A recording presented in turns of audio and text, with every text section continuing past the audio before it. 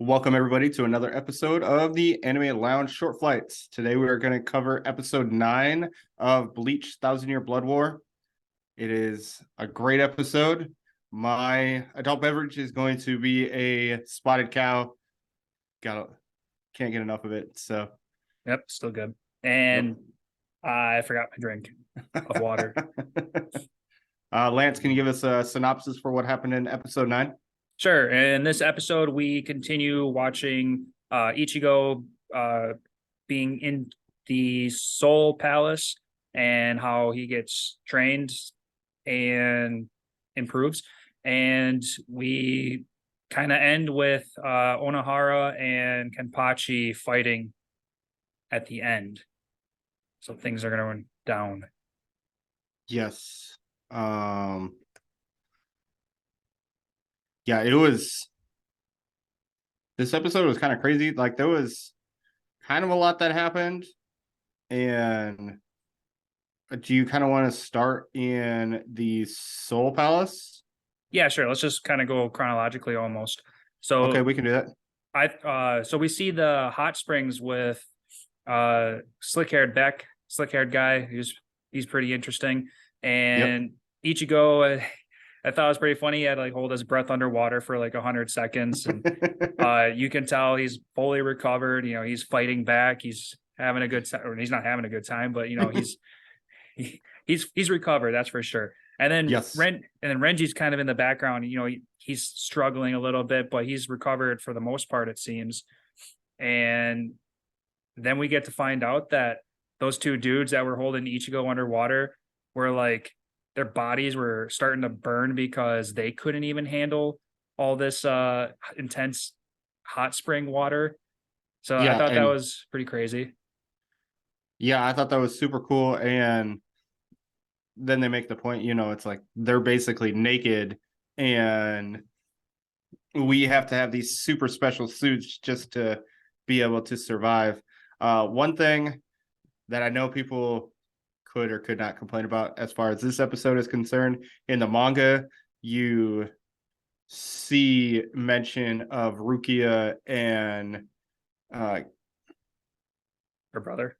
Yeah, and her brother. And so people are going to complain because, you don't get a glimpse of Rukia, and it's like that has nothing beneficial is added for that snippet of a scene. So it's fine. Sure. So maybe we can take that they're in the background in another area getting healed up or something. And we'll just they're all in the bath together. So they're all in that same bath together healing. And you just don't see them in because Byakuya is in the red water or the blood, as he called it. And then Rukia and the other two of them are in the water, hot spring. Yeah, the hot spring. So, and you don't get to see Rukia at all. And it's like, it's fine. Don't bother. Yeah, don't want to throw too much fluff into this new series, especially if they're trying to avoid all the fluffy material from the past. So yeah, no fan service. Shucks. It'll be fine. That's all right. Totally cool. But then I don't know if you want to talk any more about that other than this guy from the Zero Squad got his hand fractured because Ichigo countered that punch a little bit, and it was enough to fracture his hand. He basically reflexed and was blocked it a tad bit. Yeah. And it's Tenjiro. Tenjiro's the dude's name? Okay. Yep. Yeah, so I thought that was pretty cool. Yep. And then they go to Kirio, Kirio. Okay, yep, sounds about right. They call her the Grain something. I don't remember. It was that little snippet screenshot thing that they showed when they were leaving her area. They called her Grain something, but I don't remember exactly what it was called. Okay. But yeah, so they ate a shit ton of food there, and then we got to find out her special cool side thing that she worked on in the past, where all those what were they called, soul stones, they had another name like Jihen or Goten. It's Yeah, something what like that. Cone is. Yep. That's how Cone can Swap move. bodies. Yeah. Yeah. And then we learned that they basically took that same technology, infused food with it, and they were able to store all that energy inside their bodies for like more power, more sustainability kind of thing. I mean, not quite. So basically, her ability is able to give basically soul power into, well, in this case, her food, and then they can ingest her spiritual pressure. And Isuke was able to manipulate that into making the objects like what Cone is made out of. I'm trying to actually find it right now. But so that's what they did. So it's her ability that she created that was what basically Cone made Cone be able to become what he is. And she, in essence, was able to infuse her soul or her spiritual pressure in with the food, which I thought was funny because then she got skinny. Reminded me of Fat Gum. Oh, from My Hero. Yep.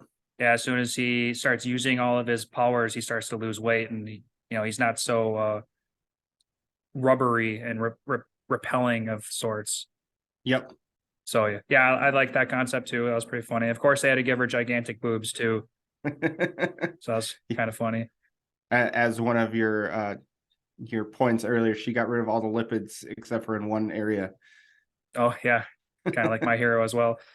So yeah, they were just powering up a little bit there, and then now they're getting shot off to go work on their Zanpakutos so that they can get their swords enhanced, or in Ichigo's case, fixed in a So way. is that what you think is going to happen when they go to, it's a Otetsu? This third place that we don't know yet. Yep, that's his name. Okay. I'm just looking at a list of the characters right now, Okay. and so he's the creator of the Zanpato, and you think that he is going to help them basically make it stronger? Maybe not physically make it stronger, but teach them how to bring out more potential out of their swords. And like maybe Renji will just learn how to make his better. Ichigo's gonna have to learn how to, I don't know, rebirth his own broken blade in a way. I think they're gonna have to do it on their own. I think he's just gonna give them insight and knowledge on how to do so, maybe. Okay, that would make sense. I feel like he's going to help them. At least Ichigo help him get his back. Mm, But other than that, that's really all I got for the Soul Palace. yep. And then you find out that Shinsui is the new head captain. So I thought that was really cool. Yep. Need someone to eh, take lead. yes, and the he's talking to the, oh man, I'm drawing a blank on who they actually are, but it's the underground. They're essentially Like a they're the council. ones. What's that? Like at the council. Yeah, the Oh wait, council. I think I'm jumping ahead to Onahara.